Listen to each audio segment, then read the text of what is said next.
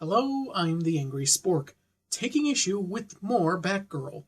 Last week saw a few positive turns for our heroine. She regained her anonymity by putting the kibosh on a fringe CIA group and put their leader away, as well as solidifying a friendship with the Boy Wonder. So certainly things can only improve from here, right? Right?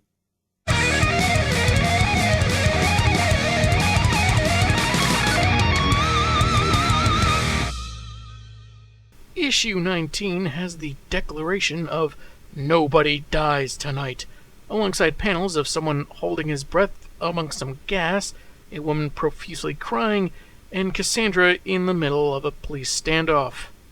So it's Batgirl, one of the best martial artists on the planet, versus a Black Friday crowd? Man, she's got her work cut out for her. We start with a flashback of the woman from the cover, a fast food employee being throttled by a guy with a small anchor-like tattoo. And he still has it much later on death row. The guy's name is Billy. Outside, people are gathering, including who appears to be the mother of the victim and a news reporter about to go live, 2 hours before the execution is set to take place. Meanwhile, Cass is reciting the words on the cover, while standing between a couple fewer officers and a bunch of unarmed goons stealing electronics. Huh. Some covers can spoil what's inside the book or just hint at it. This one seems to go for almost identical, but kinda different. She incapacitates the crooks, save one, whom she prevents a cop from shooting at. She chases the straggler and knocks him out, just as she hears the news of an antique gas chamber being rebuilt for the first federal execution in 20 years, that of Billy Ray Blackwell. And I'd like to again apologize to Billy Ray Cyrus for that slip of the tongue of mine from a couple months back that got him investigated for murder. My bad. After his last meal, a plate of fast food incidentally, Billy is taken down the not very green mile to the gas chamber with a waiting audience. As Batgirl sneaks into the prison, Blackwell is strapped into the chair and everything is set to go, until Cass pops in. The audience is moved out and a security unit is ordered, as she repeatedly starts kicking the 3-inch quartz glass. The warden expects her to wear herself out so they can better take the room. Yeah, not much chance of that happening. She proceeds to relieve SWAT of duty, but assures Billy Ray she's not springing him. She's simply very committed to no one dying tonight, for some reason. As they make their way out, snipers get a beat on them just as the grieving mother stands before them, surprising everyone. Jeez, if the guards around here let her slip past the evacuation, then it kinda makes Cassandra's infiltration seem a little less impressive. Guess these guys just stink at their jobs. Snipers try to fire, but... Well, what do you know? No more bullets. No more bullets? Looks like Cass took some preventative measures. The mother insists Blackwell be put back inside for the murder of her daughter. A very sad-looking Batgirl posits that maybe he's changed, but that doesn't matter much for the older woman. Her child is still dead. We flash back to the man Cass killed and a paper marked 8/8, August 8th, the very night our gal's been working so hard to avoid fatalities of any kind. Cassie is far outside the prison, unmasked for some reason, maybe all the better to see her dissatisfaction. Inside, the execution is already underway, just as Billy decides he's not ready to die and holds his breath in a last act of desperation. One thing I think is great about these early issues is how they can convey a message, personal and important, to our main character, but making it clear through little dialogue and careful visual storytelling. It seems to be a lost art. It makes sense that the night of Cassandra's first kill will be one where she insists on working her best to prevent any further deaths, no matter how justified they appear or how legally sanctioned. A testament to her desire to atone, though it does make one wonder what she was going to do. Wait until a minute past midnight and just hand Billy Ray back over to the executioners? For all his seeming apathy at his impending doom, I mean, maybe the eating of the fast food was meant to show just that maybe it was a sick joke to him. It seems that his brief breakout shook his nerves, and it's impressive they managed to repair the glass so quickly. It definitely has to sting. Even if Blackwell had changed since his crime, though we see no evidence of that, it doesn't change what happened. While the grieving mom certainly didn't intend it, her statement likely cuts deeply for our heroine, trying to make up for a very similar act. And perhaps she has this nagging thought that atonement is a goal she can never reach. Issue 20, featuring the spoiler on the cover, with Chuck Dixon writing.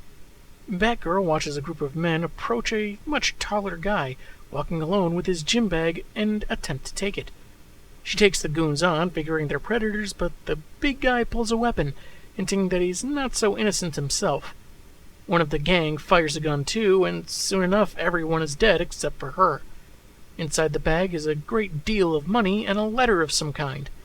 Unable to read it, Batgirl takes the blood-soaked evidence to the most logical person, Stephanie Brown, the spoiler.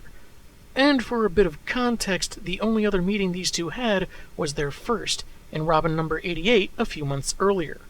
Hey, remember how you asked me for advice and I gave you the cold shoulder? I'd like to say sorry. Now read this thing for me. Immediately recognized the letter as a ransom note, Steph asks why this wasn't taken to Bats instead, and where the money came from, if Cass can even read at all of which gets the same response. Read it. So she does, and it explains that someone named Falco is being held, and will be killed big time unless $1 million is paid and instructions are followed exactly, including the use of a Hermes gym bag, and the messenger arrives alone, on foot and unarmed. I don't get the impression that Steph is speaking phonetically for her own sake. She asks to tag along, but B-Girl says no on the grounds that she isn't fast enough. Then Brown, ransoms the ransom note, suggesting she won't read the location of the drop otherwise. I don't know if that's necessarily the smartest move, considering Cass could always stop someone on the street to read it. What, you think anyone will believe a rando that said a girl in a bat costume ordered them to read a blood-stained ransom note? Wait, this is Gotham, they just might. Spoiler's chattiness continues as they ride her motorbike to the train station, asking if the guy with the money was dropping it off or picking it up, stuff like that. The note says to wait for the northbound local, and that's what they do, Steph refusing to go home as they're seen through the POV of a targeting scope. Eventually, a man in a green coat, also targeted briefly, waits for the train and meets a man who looks wrapped up. Not like Hush, but not Negative Man either. Utilizing some of her suit's internal gear, Cass overhears their conversation, how the money was taken, and the buyer blames the kidnappers, expecting $1 million to just mosey through the hill that night without incident. But Mummy Boy doesn't see it that way, and the doors close. Shame we couldn't do business. You really need to learn to diversify your kidnapping portfolio. Otherwise, you'll never become a successful self-employed dirtbag. Batgirl tells her purple compatriot to take the train while she takes a nearby car, just as the green coat guy and one of the kidnappers draw weapons. The former, proving a faster trigger, he gets shot by the sniper. Spoiler narrowly manages to stay on the train. When it stops, she follows the bandage guy to a local lounge, around the same time as the car Cassandra hitched a ride with. The kidnappers are without cash or a next move, until someone named Kinsey arrives. But according to the young Bat, Kinsey's already here. You know, what with the car and the background and everything. The two young women sneak into the second-floor storage room, one quieter than the other, of course, where Miguel, the brother that was going to pay up, finds out who was ransoming his brother. His brother! Oh, come on. Don't tell me your brothers never pulled the old fake a ransom for $1 million prank when you were growing up. Why, I still have the fake finger I was sent, and it's disgustingly decomposed. Oh, sweet mercy. The finger props these days are really top-notch. Why, it even smells... Oh. Falco got so tired of being told he wasn't ready and wanted in on the trade, he ransomed himself and is now doubling the price so their parents will get one of them back? How does that work? He pays up and one of them has to give up a life of crime? Gangland economics are so confusing. That's when Miguel mentions that his brother's buddy, Island Jimmy, volunteered to deliver the cash, but was killed in the process. While this does affect Falco, Cass tosses down the bag of money, and when everyone dives for it, the two heroines go in for the proverbial kill. Proverbial, I assure you. Miguel, on the other hand, is so mad he'd prefer a literal kill, pointing a gun at his own brother for what he'd done. But Batgirl stops it with a batarang, followed up by spoilers, well, Barstool. Not sure she can trademark that weapon. Anyway, later, after everyone's been arrested, she tosses the guns into the river. I know you said those guys already had warrants out for them, but I'm pretty sure the police would want those guns for, evidence. And I don't think Gotham's waters need more pollution.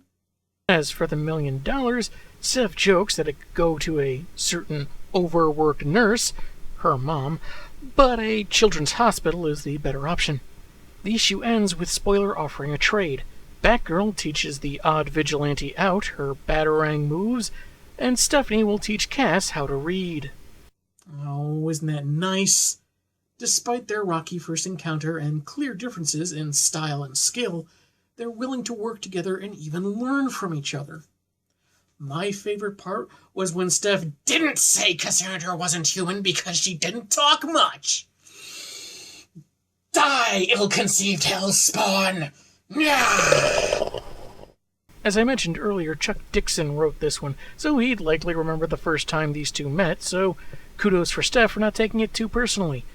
On the one hand, her saying she won't read the location of the drop unless she joins the chase can seem kind of petty, but on the other hand, I think it shows she's not going to be used and abandoned, and that she's just eager to join the good fight.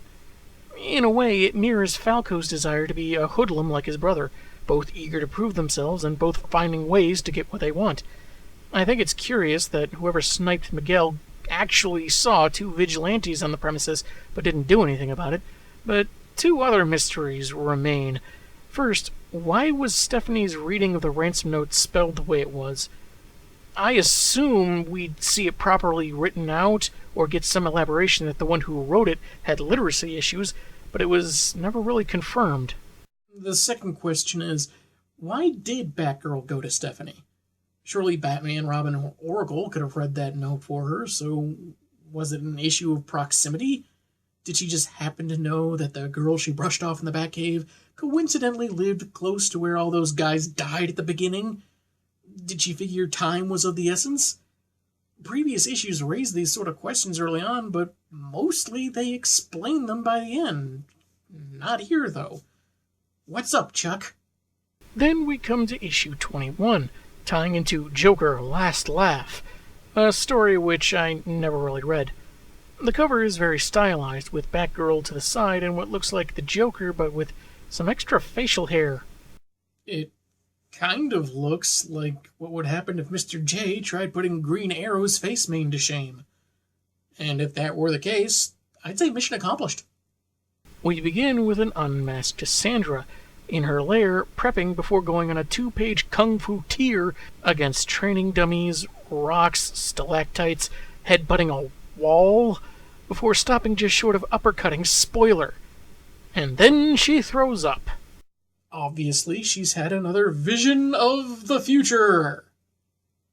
Steph asks if she's okay, but Cass just wants to know what Spoiler's doing there. Apparently Oracle's been trying to contact her for the past 10 hours, but obviously Batgirl's been preoccupied messing up her room like any self-respecting teenager.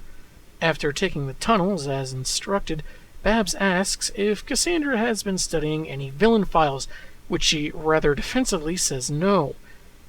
To sum up, Joker released about 100 or so criminals, the majority of whom are superpowered, and gave them clown Prince of Crime makeovers to boot. Despite her skills and feelings of responsibility, B-Girl is forbidden from fighting them unprepared, and surprisingly, she doesn't argue. She just goes to use the Hollow Room, going as far as denying Spoiler the opportunity to watch and maybe learn something. For someone that eschews the life of an assassin, she sure shot her down real quick. After configuring the program to her specific combat style in a death match, the computer asks for an opponent. But we don't see who it is, since on the next page, the lights start flickering and Oracle detects a massive power drain, which may explain why Batgirl thinks she broke the Hollow Room. You broke the room? Is that really so unbelievable? You saw for yourself, she broke her own lair. What challenge is a single room gonna be? Spoiler calls their attention to an uninvited guest, the Shadow Thief, whom Cass seems eager to fight. He chucks some throwing stars, but they're all narrowly intercepted by Batgirl. On anyone else, I'd call this confident smirk unjustified, but with Cassandra, it just makes me giddy. She calls dibs, fully aware of her foe's usage of alien technology to become intangible. Silly girl, how will you fight something you can't hit? You tell me. Oh, it's quite simple, really. All you have to do is just aim a batarang right at... Hey! Nice try, but I'm not falling for that a 7th time. She flips over him, takes his sword, and runs off, hilariously making him give chase. Spoiler wonders if maybe she should do something, but Barbara tells her to stay put because Cass knows what she's doing. Somehow. She's drawn Shadow Thief to the roof, where he strikes at her repeatedly, never landing a single hit. What he does manage is to show her the secret Koga Ryu technique just by her watching. Inside, Oracle realized the thief is draining power from her systems, so after powering everything down for safety, she switches her generator's polarity to disable his tech, just as Cassandra's fist closes in on his face.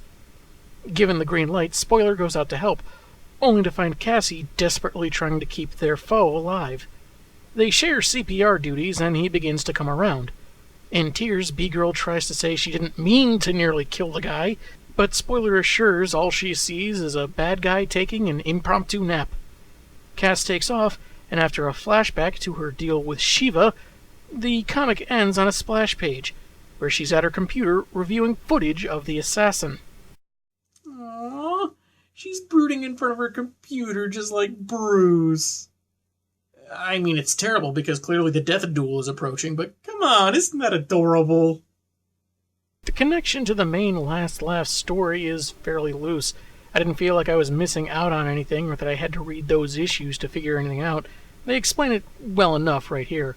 The bigger story for this particular comic is how intensely Batgirl is pushing herself with her rematch with Shiva looming on the horizon. It's why she was attacking Solid Stone, training so much at the cost of her own health, ignoring Oracle, going just a bit too far against Shadow Thief, and, well, who else was she going to fight in a holographic death match? Please, please, please, please, please. Hey, I'm not saying it would be a challenge, I'm just saying it'd be fun to watch. Tune in next week where we wrap up our journey to the 25th issue. Just don't be surprised if one comic gets passed over. I'm the Angry Spork, and man, have I got issues. Please, please, please, please.